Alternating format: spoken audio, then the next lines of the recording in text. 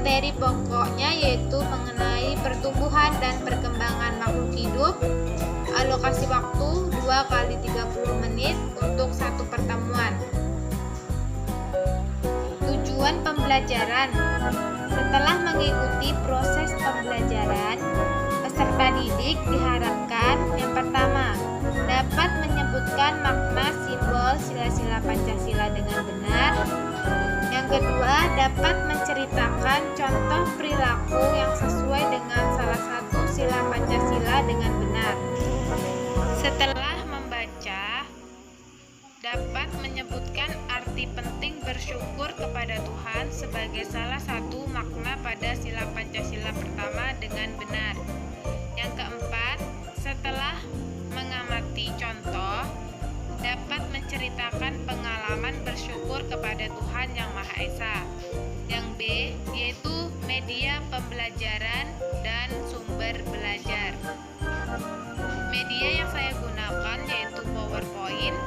Sumber belajar yang saya ambil yaitu buku siswa tema Pertumbuhan dan Perkembangan Makhluk Hidup kelas 3, buku tematik terpadu kurikulum 2013 Jakarta, Kementerian Pendidikan dan Kebudayaan tahun 2018. Yang C, yaitu langkah-langkah pembelajaran. Yang pertama, kegiatan pendahuluan 10 menit. Yang pertama, guru mengucapkan salam, menyapa siswa, dan menanyakan kabar. Yang kedua, siswa berdoa bersama sesuai agama dan kepercayaan masing-masing, bisa dipimpin dengan salah satu siswa, dan guru mengecek kehadiran siswa. Yang ketiga, mengaitkan materi kegiatan pembelajaran. C, yaitu langkah-langkah pembelajaran. Yang pertama, kegiatan pendahuluan, waktu 10 menit. Yang pertama, guru mengucapkan salam, menyapa siswa, dan menanyakan kabar. Yang kedua, siswa berdoa bersama sesuai agama dan kepercayaan masing-masing, bisa dipimpin dengan salah satu siswa, dan guru mengecek kehadiran siswa. Yang ketiga, mengaitkan materi kegiatan pembelajaran yang akan dilakukan dengan pengalaman peserta didik dengan materi kegiatan sebelumnya, serta mengajukan pertanyaan untuk mengingat dan menghubungkan dengan materi selanjutnya. Yang keempat, menyampaikan motivasi, tujuan, dan manfaat dengan mempelajari materi ciri-ciri makhluk hidup. Yang kelima, guru dan siswa bersama-sama menyanyikan lagu Garuda Pancasila. Selanjutnya yaitu kegiatan inti, waktu 50 menit. Pertama, kegiatan literasi. Siswa diberi motivasi dan panduan untuk melihat, mengamati, dan membaca tentang bersyukur kepada Allah Subhanahu wa Ta'ala terkait materi ciri-ciri makhluk hidup. Critical thinking, guru memberikan kesempatan pada peserta didik untuk bertanya jawab yang berkaitan dengan materi dan siswa menuliskan cara-cara bersyukur atas rahmat Tuhan yang berkaitan dengan karunia keragaman makhluk hidup dan alat geraknya. Kemudian collaboration, guru memberi arahan kepada peserta didik untuk membentuk sebuah kelompok. Satu kelompok terdiri dari 4 orang, dan guru memberikan pengerjaan soal kepada setiap kelompok untuk mendiskusikannya dan saling bertukar informasi dengan kelompok lain mengenai materi hari ini. Kemudian communication, siswa secara bergantian dengan kelompok lain untuk membacakan hasil diskusinya. Kemudian creativity, peserta didik membuat kesimpulan tentang hal-hal yang telah dipelajari dan guru memberikan kesempatan kepada siswa kembali untuk menanyakan hal-hal yang belum dipahami. Selanjutnya yaitu kegiatan penutup, waktu 10 menit. Yang pertama, guru melakukan penilaian hasil belajar siswa. Yang kedua, guru memberikan kesimpulan